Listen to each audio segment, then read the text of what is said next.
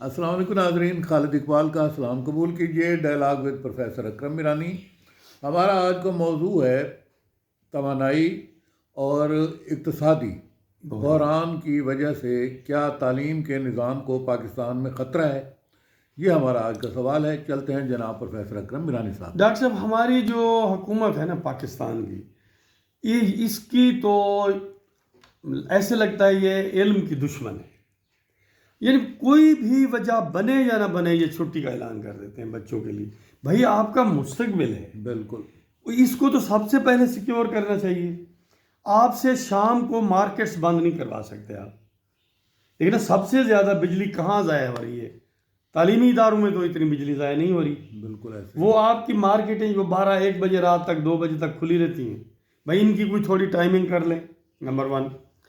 دوسرا یہ ہے کہ یہ جو انرجی کا چیلنج ہے پاکستان کا، اس کے اوپر سارا بوجھ تعلیم کے اوپر مت ڈالیں، اور آپ ایک چھوٹی اچھی پلاننگ بھی تو کریں نا۔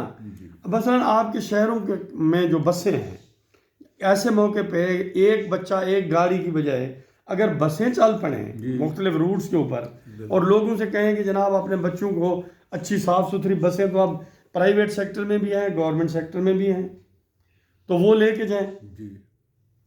اب اچھا فرض کریں ہفتے میں 6 دن اگر سکول کھل رہے ہیں، 6 کی بجائے 1 دن آپ 5 دن کر لیں، 4 دن کر لیں، 15 20 دن چھٹیاں نہ کریں، اور پھر آپ سارا ہی لے دے کے بھائی کوئی جواز ہے یا نہیں ہے۔ عید ہے، عید تو 1 دن ہوتی ہے، 5 چھٹیاں آپ کر دیتے ہیں۔ پورا سال کیلنڈر نکالیں تو چھٹیوں کا تناسب اچھا آپ کا عید ہے کیا؟ آپ کی جاتے ہیں نماز پڑھنے کے بعد عید ختم ہو جاتی ہے، وہ تو 1 گھنٹے کا کام ہے، اور آگے جمعہ ہفتہ اتوار آ جاتا ہے، اور آپ جناب پورا ہفتہ ایک چھٹی کر دیتے ہیں۔ بالکل۔ تو پاکستان نے اپنی جو حکمت عملی بنائی ہوئی ہے نالج کے خلاف، یہ پاکستان کو برباد کر دے گی افغانستان کی طرح۔ صحیح کہہ رہے ہیں۔ نالج دشمنی کے راستے پہ ہم چل رہے ہیں، کورسز ہم نے بوگس بنائے ہوئے ہیں، بالکل ایسے۔ اپنی جو بھی تحریریں وہاں بچوں کو بتا رہے ہیں وہ جھوٹ پہ مبنی ہیں۔ اب آپ نے ایک جھوٹی کہانیاں گھڑی ہوئی ہیں مذہبی، اور اس کا بعد یہ ہے کہ پھر چھٹیاں ہیں۔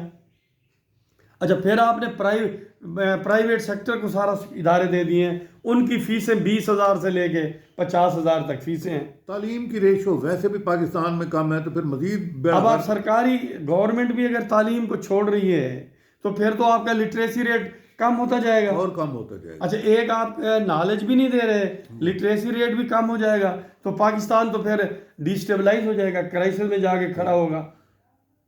تو اس راستے سے باہر آئیں، کچھ دانش سے کام لیں۔ ہماری جو اوپر کی کلاس ہے ایلیٹ، اس نے عوام کو بالکل اگنور کر دیا ہے، اور وہ ایسے دکھا رہے ہیں جیسے انہیں ملک کی ترقی سے، لوگوں کی بہتری سے کوئی دلچسپی نہیں، انہیں صرف اپنے اقتدار سے اور اپنے مفادات سے اور اپنی خاندان اور مراد سے دلچسپی ہے۔ ایسے ہی ہے۔ یہ سوچ پاکستان کو ڈبو دے گی ایک دن۔ بالکل۔